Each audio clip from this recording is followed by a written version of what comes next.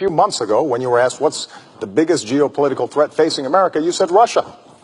Not Al-Qaeda, you said Russia.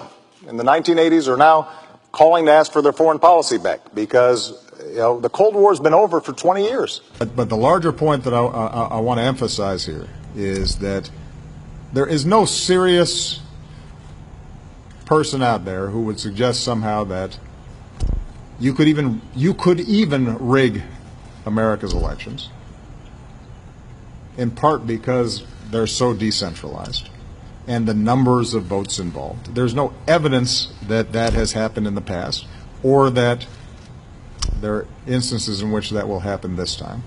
In many of the areas where we are working to solve problems, Russia has been an ally. The Russians can't change us or significantly weaken us. They are a smaller country, they are a weaker country, their economy doesn't produce anything that anybody wants to buy except oil and gas and arms. They don't innovate. Of course the elections will not be rigged. What does that mean? One of the fears that I hear from Russians is that somehow the United States wants Russia to be weak. That could not be farther from the truth.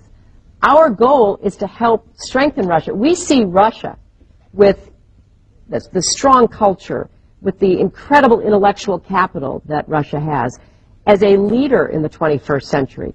And we sometimes feel like we believe more in your future than sometimes Russians do. But this will be an election like every other election.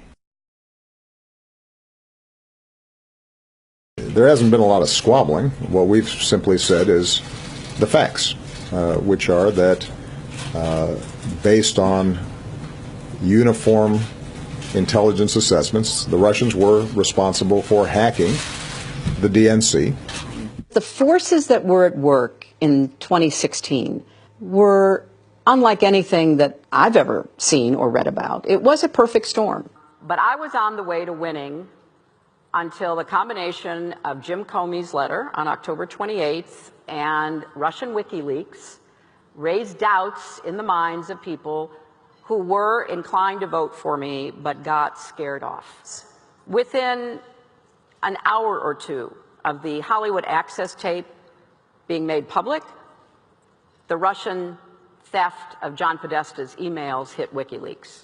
What a coincidence. So, I mean, you just can't make this stuff up. There have been some studies done since the election that if you look, let's pick Facebook, if you look at Facebook, the vast majority of the news items posted were fake. They were connected to, as we now know, the 1,000 Russian agents who were involved in delivering those messages.